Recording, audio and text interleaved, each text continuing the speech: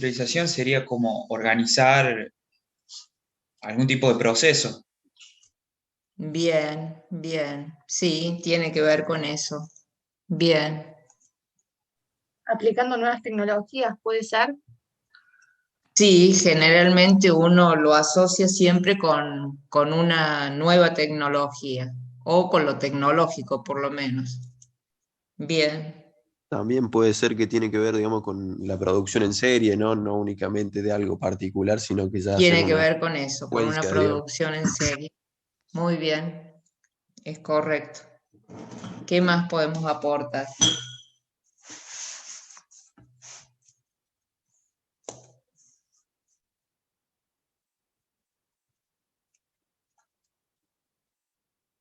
También, profe, puede Perfecto. ser que tuvo su aparición más fuerte después de la Revolución Industrial, en- Sí, donde se digamos que vio ahí más es como que globalizado.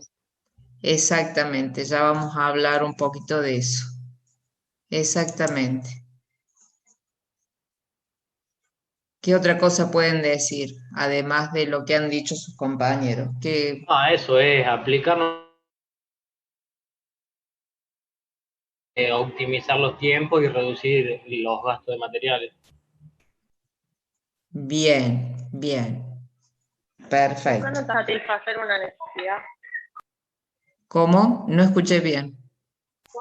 Buscando también que con esta industrialización o los productos resultantes satisfagan las necesidades para la cual se están haciendo.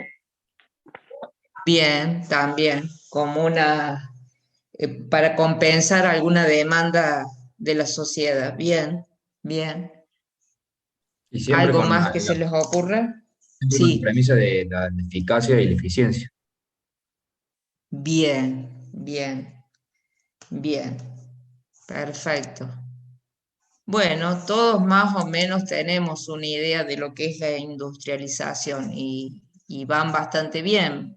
O sea, dentro de lo que se conoce como industria, están dentro más o menos orientados, bien orientados.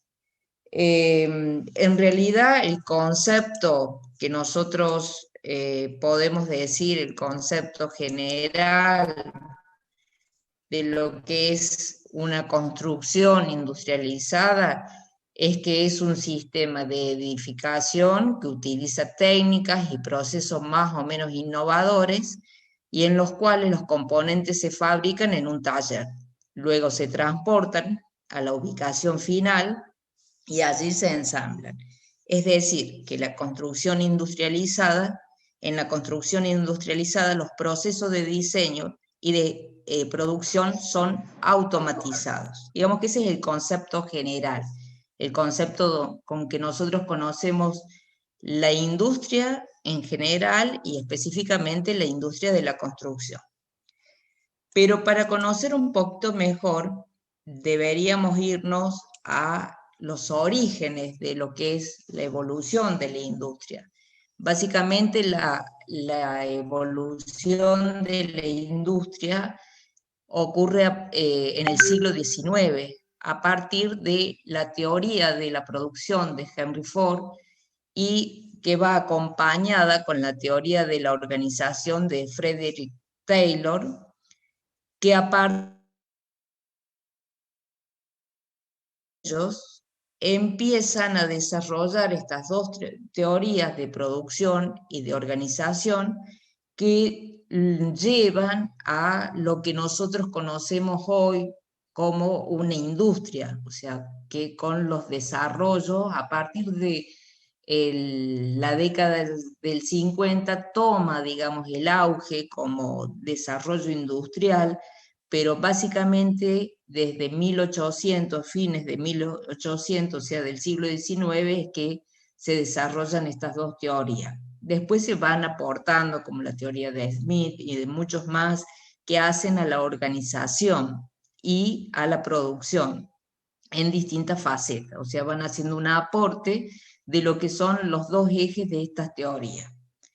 Henry Ford lo que hizo es pensar que la implementación de un sistema en cadenas, sobre cadenas, para hacer el desarrollo o montaje de un automóvil, podía lograr una producción mucho más activa, o sea, con mayor cantidad de productos en un menor tiempo. De ahí es que sale la producción en cadena, justamente porque lo visualiza o lo materializa, mejor dicho, sobre un dispositivo de cadenas donde lo único que iba haciendo el operario era el montaje. Entonces, lo que se movilizaba anteriormente, todos concurrían a un lugar para hacer el ensamblaje de las partes de un automóvil. Él lo que ve o lo que incluye como novedad es que ese ensamblaje se podía hacer a medida que iba pasando en sus distintas etapas un automóvil, y automáticamente esto le permitió, como les digo, optimizar tiempos y recursos. Pero para eso hubo que diseñar puestos de trabajo, condiciones, lugares, logísticas, emplazamientos de las máquinas, de la materia prima, de los productos terminados, semiterminados, de todo el material que iba involucrado en estas operaciones o distintas operaciones, que eso hace a la organización. Entonces acá es donde vemos plasmadas las dos teorías, la de Taylor y la de Ford, para poder realizar esta producción en serie o en cadena, como nosotros la conocemos actualmente. Dicho esto, si uno se pone a ver qué es un proceso productivo, de eso estamos hablando. Básicamente, según las mayor o menor medida, esquemáticamente podemos decir que es el ingreso de una materia prima o el almacenamiento para ser preparada esa materia prima, que se va a llevar a un lugar de producción donde se realiza el producto determinado. Hay una etapa de revisión o de embalaje o postura sobre un envase, para posteriormente dejar listo el producto terminado. Esa es una etapa muy simple, muy esquemática de lo que es un proceso productivo. Sin embargo, la industria de la construcción, el problema que tiene es que es un puesto fijo. Por puesto fijo, en realidad, hay muy pocas producciones.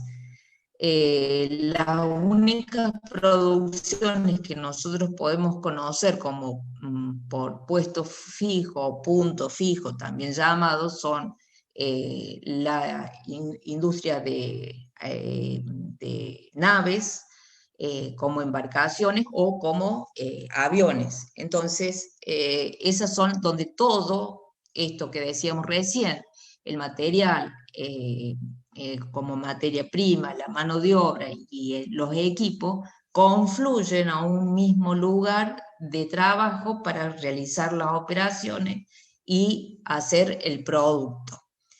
Ese es el caso también de una edificación o de la construcción. O sea, nosotros vamos a un punto fijo, que es el lugar de emplazamiento donde se va a realizar la obra, y ahí llevamos los materiales, que es nuestra materia prima, la mano de obra y los equipos.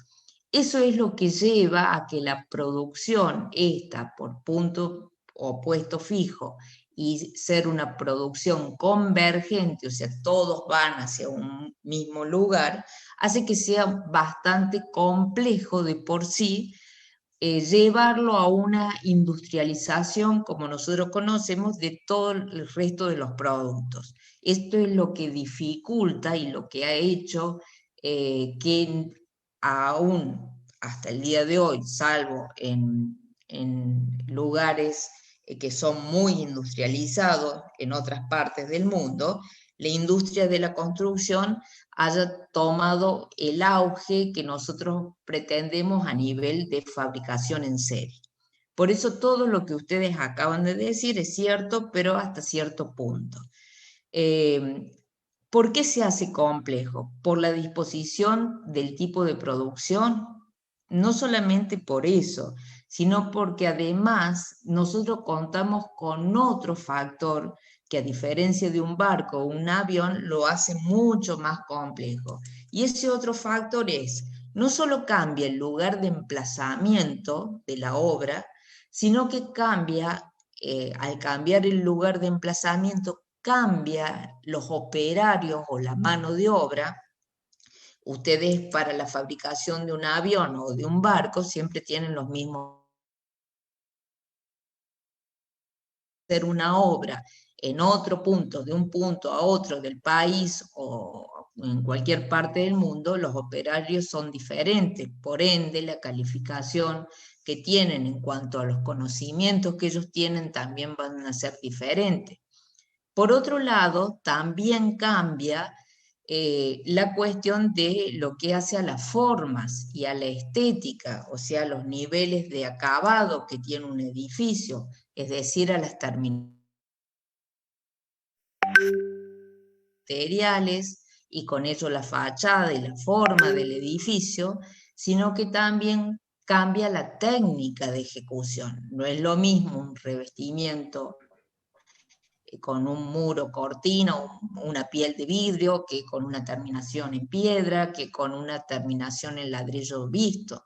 Van cambiando las técnicas y también va cambiando la forma que tiene el edificio. Entonces ahí hay otro punto de complejidad.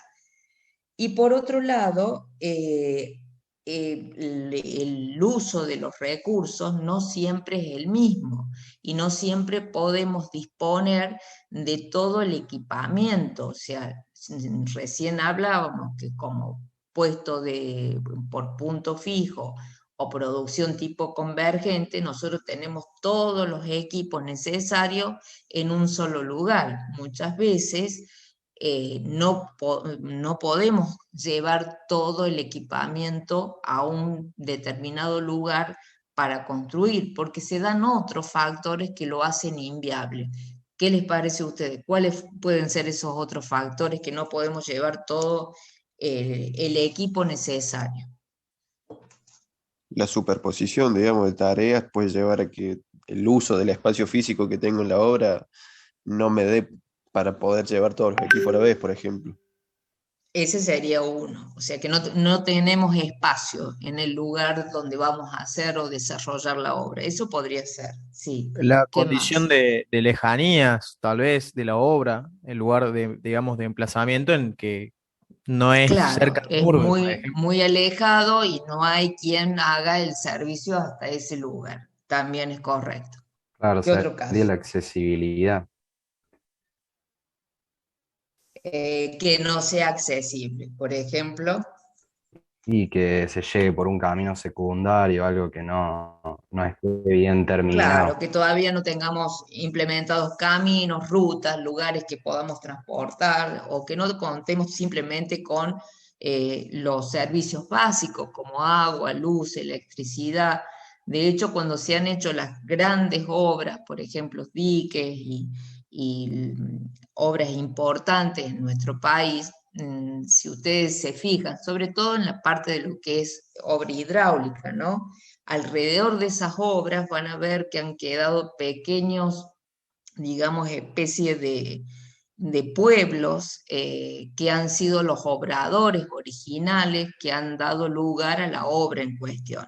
Y a veces esos obradores son tan complejos que implican hacer rutas, hacer tendidos eléctricos, tendidos de cañerías para llevar servicios como agua, como gas. A veces tenemos que hacer escuelas, hospitales para poder alojar no solamente a los operarios, sino a la familia de los operarios, o porque las condiciones climáticas también hay que darle un lugar de protección mucho más importante para poder construir la obra. O sea, hay una complejidad adicional, además del tipo de producción que nosotros tenemos, que lo lleva a pensar en todas estas cuestiones y tiene que hacerse un análisis previo muy minucioso, sobre todo cuando se trata de obras importantes. Entonces, la industrialización va un poco más allá de todo esto y significa que nosotros tenemos que ver algunas otras cuestiones y no podemos encarar algunos tipos de industrializaciones, sobre todo en la construcción, sin un estudio previo, no solamente del mercado, como lo haría cualquier empresa de producción o que se dedique a la producción de algo, sino que ver todos los pros y contras que podemos tener alrededor de esa industrialización. No sé si se entiende.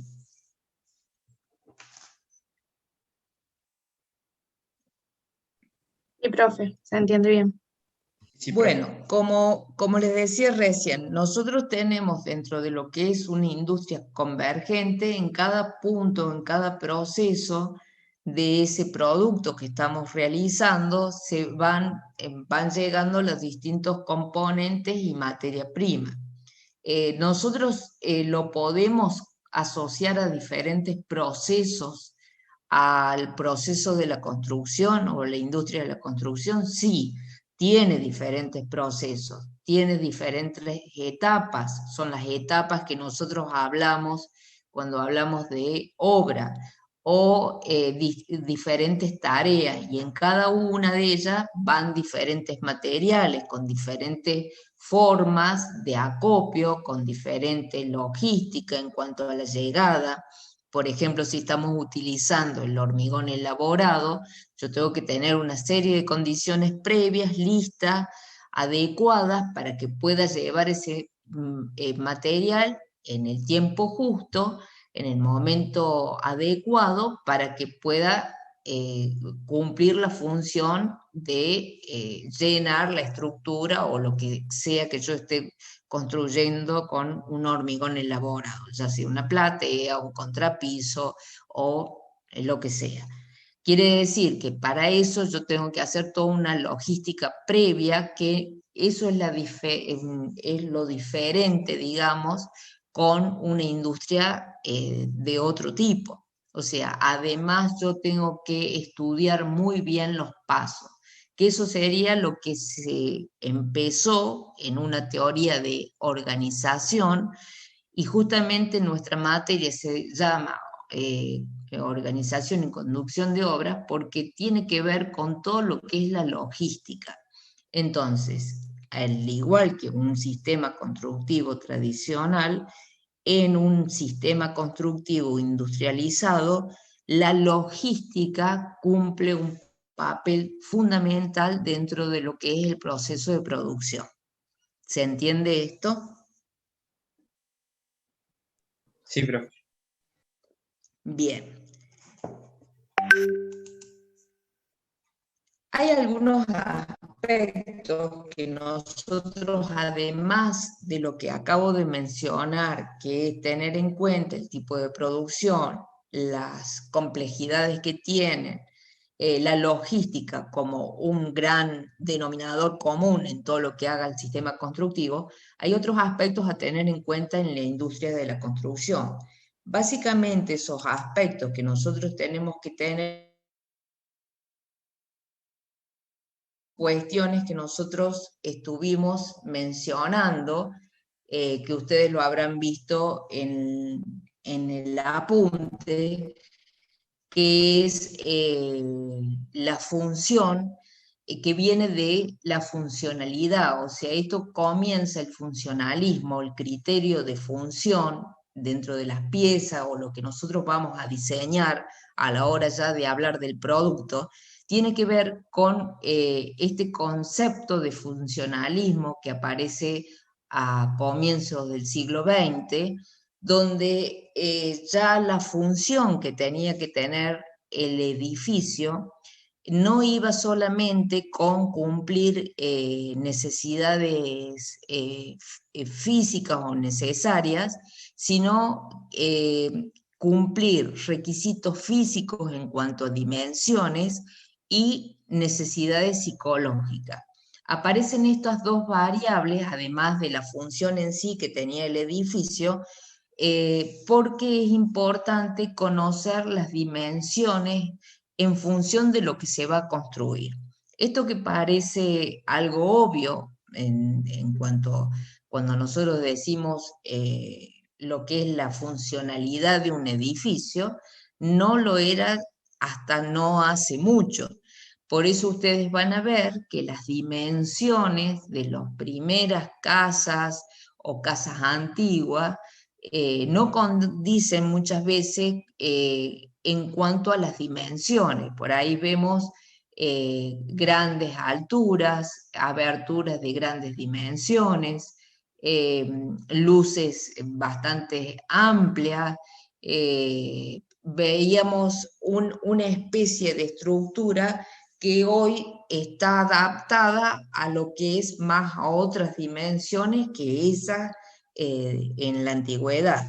¿Y esto por qué? Porque se empieza a estudiar en función de estas necesidades y en función también de crear algo más tipificado, que también lo habrán visto en el apunte, esa palabra de tipificación, empezar a crear un módulo. Y para crear un módulo fue necesario empezar a tomar dimensiones. ¿Dimensiones de qué? En primer lugar, de las dimensiones mínimas de ocupación de los distintos elementos que hacen, por ejemplo, una vivienda. Pero como les estoy hablando de construcción, lo hago referencia a la vivienda, pero podría hablarse de fábrica, podría hablarse de una escuela, de un hospital, o sea, todo lo que está dentro de esa edificación. Es decir, que se empieza a tomar el módulo. ¿El módulo qué es? Es un determinado espacio que toma una dimensión en función de los elementos que ocupan ese espacio. Es decir, si yo estoy hablando de que voy a diseñar o voy a crear un edificio, la dimensión que yo tengo que tener va a ser en función de la gente que habita en ese edificio. Si es un edificio para vivienda, bueno, voy a ver cuáles son los espacios destinados dentro de la vivienda. Si voy a tener dormitorios, obviamente, voy a tener un baño, qué dimensiones, las mínimas, y en función de esa dimensión mínima voy a establecer un patrón o un módulo dimensional. Es por eso que nosotros después encontramos ya toda una normativa que está y de la cual se avala a través de los distintos municipios y de las distintas comunas para establecer cuáles son las dimensiones mínimas, por ejemplo, de una habitación, de un comedor, de una cocina, de un pasillo. ¿Eso en función de qué? De todo lo que es el mobiliario y en función del movimiento. Aparece a partir del siglo, finales del siglo XIX, principios del siglo XX, donde en estos estudios empieza a incorporarse algo que no se había tenido en cuenta antiguamente, que era la dimensión humana. O sea, en base a esa dimensión humana, en base a lo que es ahí, si ustedes pueden ver, a los recorridos, a la dimensión, el espacio, la forma de llevar a cabo distintas actividades, es que se empieza a diagramar el concepto que tenemos actual de la vivienda, que siempre se va transformando a medida que pasan los años y que la sociedad también va evolucionando. La vivienda de los años 50 no es la vivienda del siglo XXI. O sea, los espacios que tenían como espacios principales en los años 50 no son los mismos espacios que se priorizan en la actualidad. ¿Eso por qué? Porque tiene que ver también esta función de recién mencionado los aspectos psicológicos y en qué influyen los aspectos psicológicos. Bueno, en los gustos, en las costumbres, en la forma de llevar a cabo nuestras tareas. Este plano que ustedes pueden observar es una típica casa de los años 50, 60, una casa individual, de vivienda individual. Si ustedes se fijan, nosotros tenemos, o sea, tiene las características muy similares a las viviendas de la actualidad. Sin embargo, los espacios han ido mutando, han ido cambiando. ¿Por qué? Antes, estas zonas, por ejemplo, la zona de estar, la zona de comedor y la zona de servicio, que era la cocina, estaban bastante sectorizadas y eran independientes. Hoy lo que se utiliza es hacer una relación entre todos esos sectores y unificarlos. O sea, el espacio de elaboración de los alimentos, que sería la cocina, cuya función es esa, debe estar o está unido con el espacio de comedor o con el espacio de estar. Por ejemplo, los espacios de dormitorio que antes cumplían únicamente una función de ir a descansar, a dormir, hoy esos espacios son mucho más grandes, necesitan incorporar otro mobiliario que no había sido tenido en cuenta, como es una computadora, un escritorio, a lo mejor un lugar, un espacio para una sala de juegos. O sea, se va incorporando distintas cosas porque se va cumpliendo otras funciones dentro de la vivienda. Eso hablando de una vivienda dentro de lo que podemos decir, entre comillas, tradicional. Después hay que ir a analizar quiénes son los que viven en esa vivienda o que van a vivir en esa vivienda. Entonces, en función de eso tenemos que ir cada vez mejorando los gustos, las costumbres de cada una de esas posibles clientes que vamos a tener en un futuro. ¿Se entiende esto? Bien. Como les decía, toma forma el conocimiento de las dimensiones humanas que hasta ese momento no se habían analizado como tal, y se empieza a tomar dimensión y medidas mínimas de todo, desde una mesa, un escritorio, las dimensiones que ustedes en la actualidad tienen de un somier, de una cama, de una mesita de luz, de un pasillo, son de los estudios de aquella época, todo en base al cuerpo humano, que hasta ese momento no lo era, no era así. Por eso ustedes van a ver que el mobiliario, las viviendas, en la antigüedad era mucho más grande todo. Y con el correr de los años, si ustedes se fijan, lo que se busca hoy por hoy es optimizar aún más. Es por eso que empezamos a ver mobiliario de múltiples funciones. No solamente me sirve, por ejemplo, un somier de cama, sino del lugar de guardado. Estas mutaciones hace porque quiero optimizar el espacio. O sea, la tendencia actual, ¿cuál sería? Una optimización del espacio. ¿Se entiende? Sí.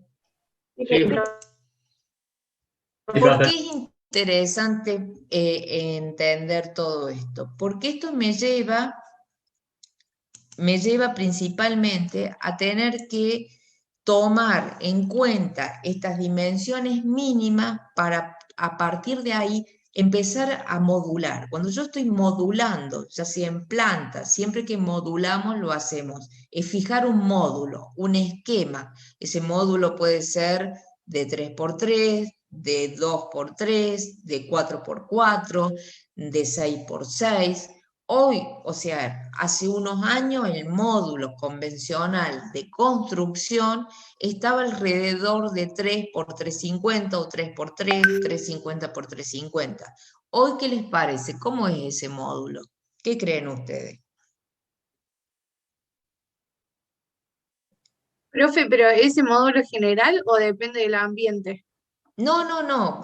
A partir de ese módulo, pues después vas creando los diferentes ambientes. Si necesitas medio módulo, tendrás una habitación. Si tomas 3 por 3, tomas una habitación de 450 por 3, por ejemplo. O sea, siempre es módulo, módulo y medio, pero se va tomando una modulación.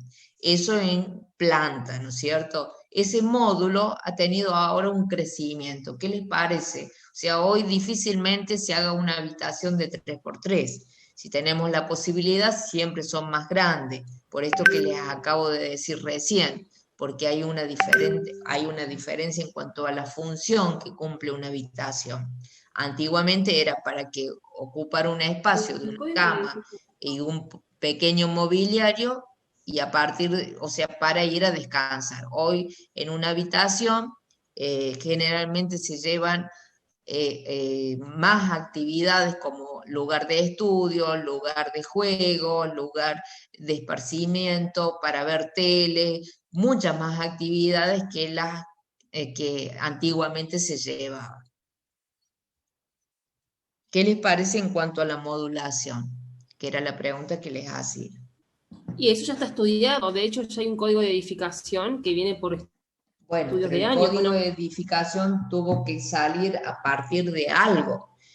Primero están los estudios, después en base a los estudios se hace la normativa.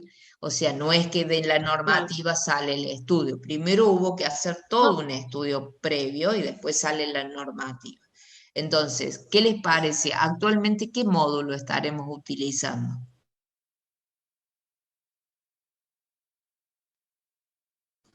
Y si un módulo es 3 por 3, ¿estamos A al ver. módulo y medio 2 o no? Sí, pero ¿qué hace que te puedas llevar a un módulo superior? Porque antes se utilizaba ese módulo. El confort, capaz, cambio de actividades.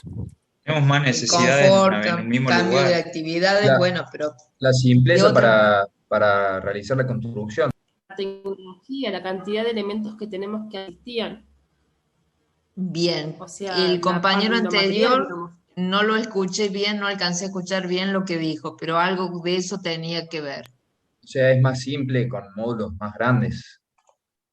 Pero O ¿por qué sea, podemos hacer módulos más grandes? y las También no luces tiene que son, ver la podemos hacer tecnología luces del mayores. La hormigón, tener más tecnología, capacidad, más exactamente. resistencia, Hemos entonces puedo podido agrandar las luces, alivianar los alivianar elementos. también materia, sí. Hemos podido utilizar otros elementos más livianos y esto nos permite mayores luces. En la vivienda ese módulo ya puede ser hasta de 5 o 6 metros. De hecho, ustedes si han hecho algún proyecto de arquitectura, han visto que han podido utilizar ese tipo de modulación. Antiguamente los módulos eran muy pequeños porque estructuralmente, como ni siquiera tenían un sistema sismo resistente, sino que la construcción llevaba una simple traba en lo que era la mampostería, no los permitía hacer grandes luces, por lo tanto el módulo era muy pequeño. Además, los ambientes cumplían una función muy básica y el estilo era que todo estuviese separado, solamente se unificaba a través de la circulación, que son los pasillos.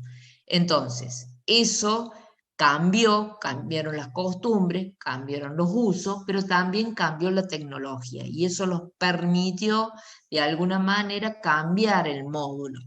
Eso en planta. Y en cuanto a altura, ¿qué les parece? Los techos son mucho más bajos ahora. Son más bajos Sí, los techos. claro, se tiene en cuenta la menor altura posible, digamos, para ahorrar también, hacer economía y a su vez tener mayor Claro, posibilidad de o uso de, por sea, ejemplo, el código de edificación te limita un perfil, entonces para hacer entrar la máxima cantidad de pisos en ese perfil, y bueno, tengo que reducir la altura al mínimo, ¿no?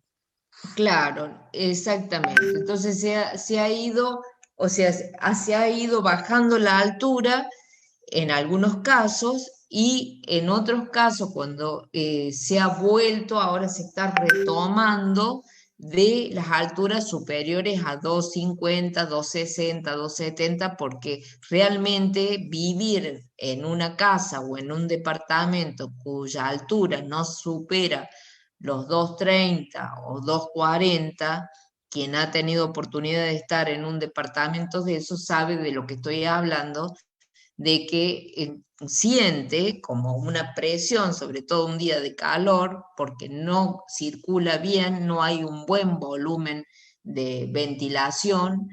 Entonces, ustedes, eso digamos que no son las condiciones mejores para el hábitat.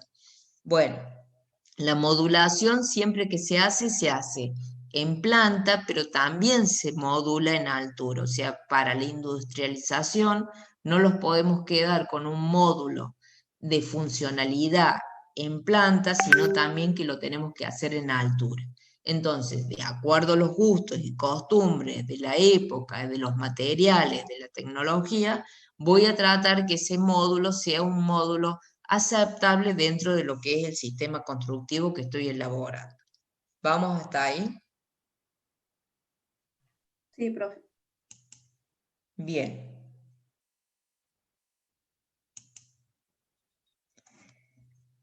Luego hay otro componente que es la tipificación, que es yo cuando estoy dentro de la industria de la construcción tengo que tener una tipología, o sea, un tipo, un prototipo, o habrán escuchado como prototipo. Lo que se busca es que la unidad o la base de esa tipología sea lo suficientemente flexible para yo poderla hacer crecer cuantas veces quiera, o sea, todo lo que se pueda. Es decir, de esa forma, con una tipología de alguna manera estandarizada dentro de la modulación que acabamos de ver, yo poder darle la máxima flexibilidad a esa tipología o a ese prototipo para que se pueda adecuar a todas las variables posibles. Es decir, si yo parto de una unidad mínima de un dormitorio que pueda llegar a los 3 dormitorios o a otros espacios, por ejemplo, empezar con una pequeña cocina, baño y dormitorio y después poder ampliar, estar, cocheras, otro dormitorio más o el espacio que yo necesite, como un estudio, un estar, el espacio que yo necesite. ¿Se entiende eso? Bien, ¿cómo es en la actualidad? Estos eran los conceptos que vimos hasta ahora que siempre estuvieron presentes para la industria de la construcción.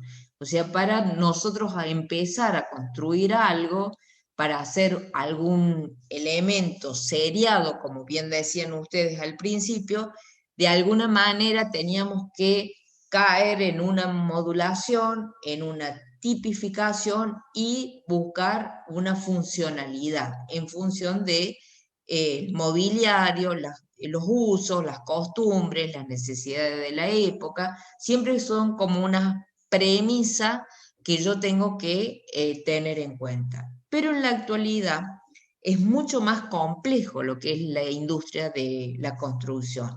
La industrialización implica una serie de condicionamientos que tenemos que tener en cuenta para poder llevar a cabo esta industrialización.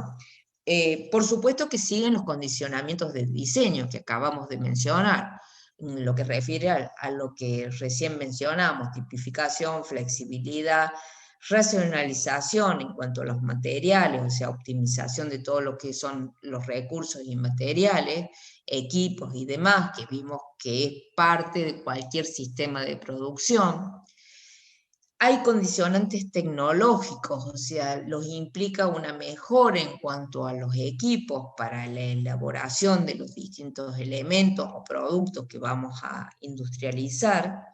La utilización de la robótica, como plantearlos como una posibilidad para lo que es nuestra industria de la construcción, La mejora en cuanto a insumos, o sea, siempre tratar de que los insumos sean optimizados, esto es, materiales, equipos, sean optimizados y además tengan un aspecto en cuanto a que se puedan reutilizar de alguna manera, cosa que todo lo que es scrap, que normalmente queda en una fábrica, no se transforme en residuos, sino que los podamos reaprovechar.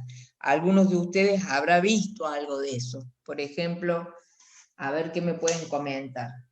¿Qué conocen como insumos que se pueden recuperar dentro de la construcción? ¿Los encofrados, profe, se podrían recuperar? ¿O no se refiere a eso? Ya pensando en una industrialización, ¿no? En una Bien. fábrica, ¿qué Claro. materiales podríamos tratar de utilizar para que después no tengamos tanto scrap, sino que los podamos reutilizar? ¿Qué materiales creen ustedes que se puede reutilizar?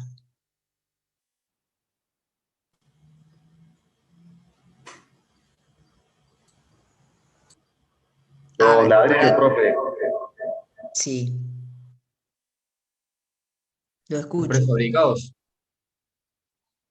Bueno, pero ¿cómo optimizar los insumos ahí?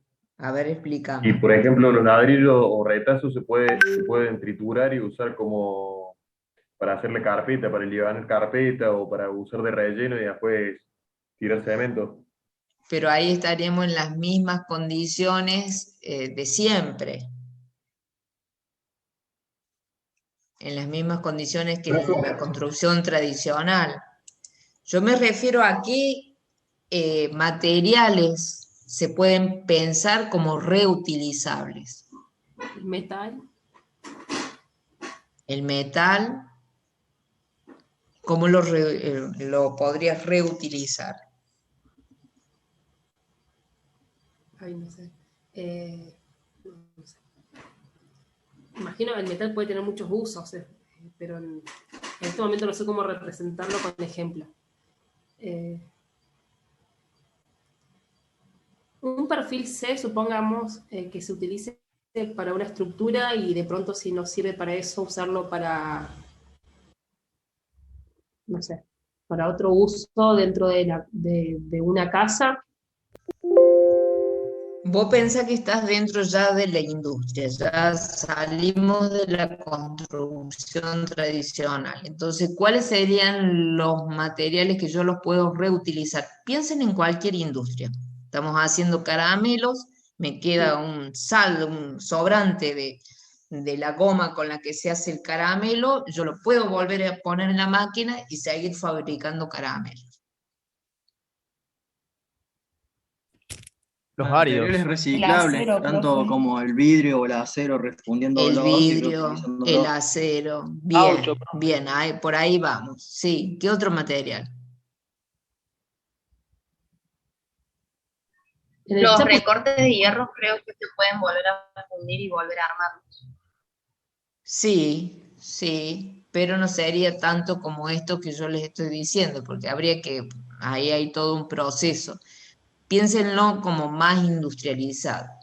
El PVC, por ejemplo, hay un montón de materiales nuevos que ya tenemos que empezar a incorporarlos, o sea, salir un poco de la utilización de los materiales tradicionales. Ya pensando en un sistema industrializado, la mejora de insumos se refiere a eso, a aquellos materiales que yo una vez me equivoqué, no sirvió, cambié de proyecto, cambié de diseño, los puedo reutilizar de la misma forma dentro de la industria que he montado, dentro del proceso de fabricación. ¿Se entiende esto?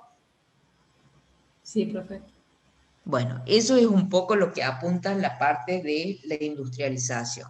Otro de los condicionantes son en cuanto a los procedimientos. Recién veíamos que cuando se inicia la industria, sobre todo la industria automotriz, hay toda una serie de normativas y de organización a través de diferentes teorías, y lo mismo ocurre en la industrialización de la construcción.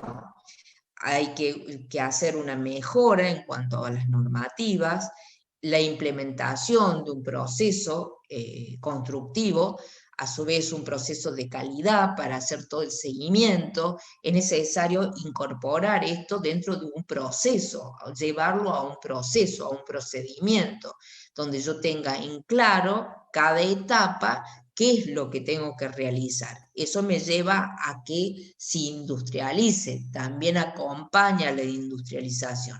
Nosotros cuando montamos una fábrica y empezamos a producir algo, tenemos como una ruta del proceso, o sea, decimos empezamos en A, empezamos trabajando el primer punto del proceso, hacemos tal operación, seguimos con la segunda operación, tercera operación y así sucesivamente, y eso hace que se implemente un sistema o un proceso industrializado.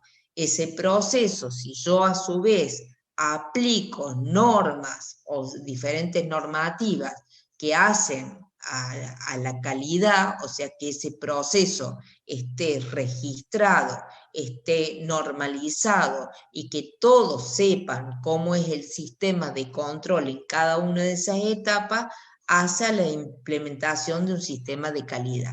Después lo vamos a ver en detalle cuando veamos lo que es la implementación de la calidad en la construcción. Pero básicamente en un sistema industrializado estamos como obligados a la implementación al menos de un proceso. Bien, otro de los condicionantes son los condicionantes ambientales. Hoy lo que se necesita en cualquier sistema de producción, y sobre todo en la construcción, es la implementación de la utilización de los recursos que sean los recursos naturales, que a su vez sean renovables. O sea, tratar de que no agotar, o sea, sabemos todo que la utilización de piedras, cemento, las cales son agotables en el tiempo.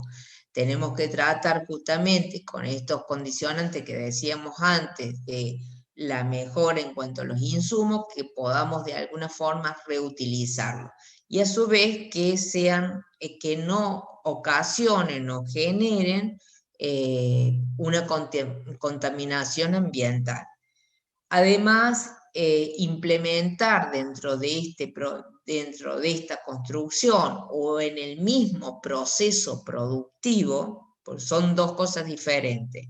Implementar en el producto que vamos a realizar o en el proceso productivo son dos cuestiones diferentes. Pero en ambas, lo que hay que tratar que las energías sean renovables, de alguna manera tenga un sistema sustentable de energías renovables. Eso no es tan fácil, pero bueno, es una de las premisas que en una industrialización, sobre todo en la construcción, lo tenemos que tener en cuenta. Y por otro lado, al igual que hablábamos recién, tratar de reducir lo que es todo la generación de residuos, o sea, tener la menor cantidad de scrap o residuos como producto final de ese proceso productivo. Ese sería el otro condicionante. Otro condicionante es el de gestión. Cuando hablamos del de gestión va muy ligado a esto de la organización, a esto de la logística que hablábamos al principio, que tiene que ver con una capacitación constante. Cuando nosotros hablamos de un sistema de capacitación constante, es lo más difícil que tenemos para implementar. ¿Por qué? Porque de por sí Nosotros, dentro de la construcción, como hablábamos en la clase anterior, no tenemos una especialización ni lugares de formación, pero si nosotros vamos a una planta industrial, esa capacitación tiene que existir sí o sí. Nosotros en una obra in situ, de forma tradicional, podemos improvisar, pero en un sistema industrializado no, entonces tiene que haber una capacitación. Y también junto con esa capacitación podemos generar, y estamos obligados a generar, mejores condiciones laborales. Obviamente que esto también lo tenemos que generar. Y por último, todo lo que hace a la ética en todo este proceso de industrialización. ¿Vamos bien hasta acá? ¿Alguna consulta?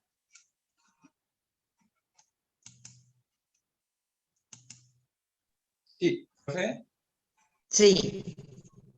Repetir el concepto de lo que llama la ética de los procesos de industrialización. Bueno, sobre la ética, sí, justamente en función de eso vamos a hacer en la actividad 1. O sea, y se las voy dando para que ustedes tomen nota. Recuerden que la actividad es individual. ¿Cómo vengo a parar yo en esta filmina donde estamos hablando de industrialización, de algo como con una logística de implementación metodológica?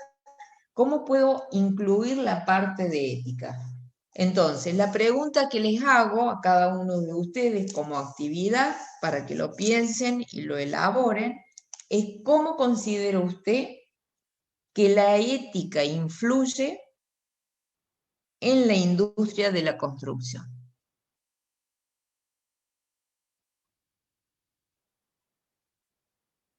Y esa va a ser la actividad 1 que van a realizar.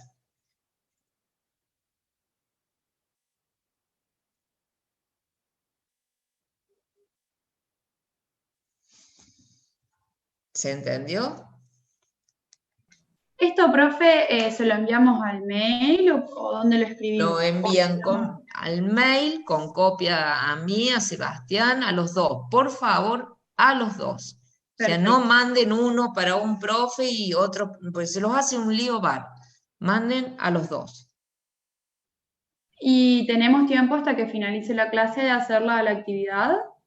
Sí, en realidad yo les voy a dar para que ustedes lo hagan, los tomamos un tiempito y después lo debatimos un poco. O sea, ustedes lo mandan, yo les voy a dar ahora como ustedes me dicen cuánto creen que les puede llevar para desarrollar este trabajo práctico y después los volvemos a juntar y hablamos un poquito de eso. Disculpe, profe, ¿puedo repetir la consigna? Sí, ¿cómo considera usted que la ética influye en la industria de la construcción?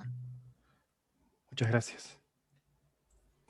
De nada. ¿Se puede hacer en la compu? Sí, como ustedes quieran, a mano Word, alzada, o sea, escrito, en borrador, después le sacan una foto, lo hacen en Word, como ustedes quieran. Eso los dejo. No hay carilla, o sea, no es cuestión de cantidad. Ya van a tener para hacer cantidades cuando hagan el trabajo práctico. Les puedo asegurar que con los trabajos prácticos se van a cansar de hacer en cantidad. No, esta es una actividad, simplemente es que ustedes analicen y los volveremos a juntar. Ustedes me dicen cuánto creen que les puede llevar esto. Recuerden que esta actividad es individual y por lo tanto no puede haber dos actividades iguales. O sea, cada uno tendrá su criterio. Palabras más, palabras menos, tiene que ser diferente. Tampoco es cambiarle una palabra y mandar lo mismo, ¿se entiende? Profe, una consulta, ¿tenemos que mandarlo desde el mail institucional? Al mío sí.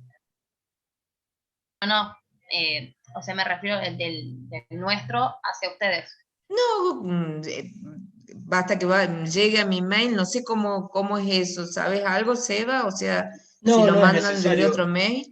Siempre que se identifiquen en cada una de las entregas, no hay ningún problema. Claro, siempre pongan actividad 1, pongan primero de organización, actividad número 1 y el nombre de ustedes. A continuación, eso como asunto. Siempre tengan esa precaución, siempre, siempre, siempre, porque a mí se me mezclan todos los mails y por ahí no sé quién lo manda ni de qué materia es.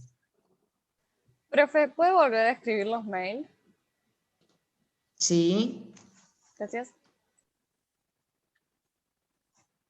espera que salga. Profe, una Ay, consulta. Seba, ¿vos se lo podés pasar? Sí, hay una de las chicas ya lo copió recién, Sofía. Ah, bien, bien. Ahí está. Sí, ahora lo veo. Sí, ¿Hace que falta que sea en un archivo Word, por ejemplo, o puede ser escrito en el mismo mensaje de mail? puede ser escrito en el mismo mensaje, como ustedes quieran. Eso es, o sea, yo creo que ahí, si les hace falta explayarse un poco más, o eso lo van a ver ustedes.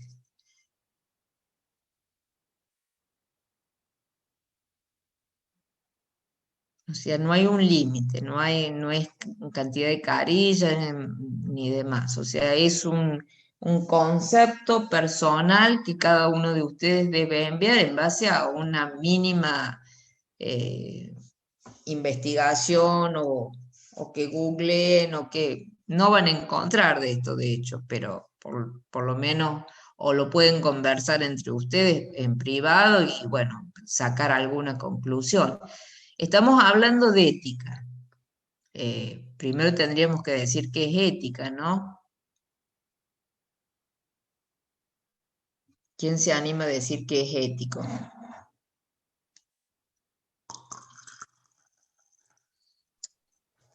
No es Tiene algo que ver que con los cumple valores y con los todos los comportamientos, profe. La moral, profe. Tiene que ver con los valores y los comportamientos. Tiene que ver con conductas relativamente aceptables por la sociedad nuestra, ¿no? Por Claro, la es algo sociedad cultural actual también. y las... ¿Cómo? Es algo cultural también. Es algo cultural, exactamente.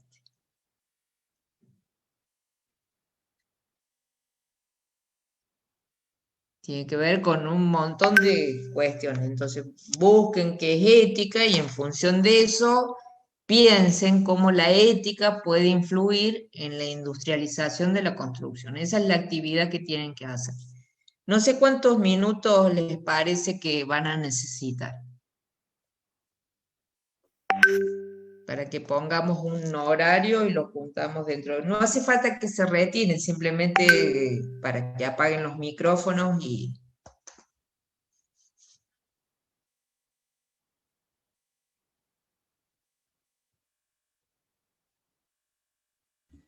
A las 1:30, profe, ¿les parece? No sé si...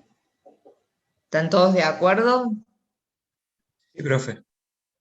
Bien, entonces 8:30 arrancamos de nuevo. Y obviamente que lo envían por mail antes de entrar a la clase. ¿Estamos de acuerdo? Perfecto, profe. Listo, chicos, los vemos en un rato.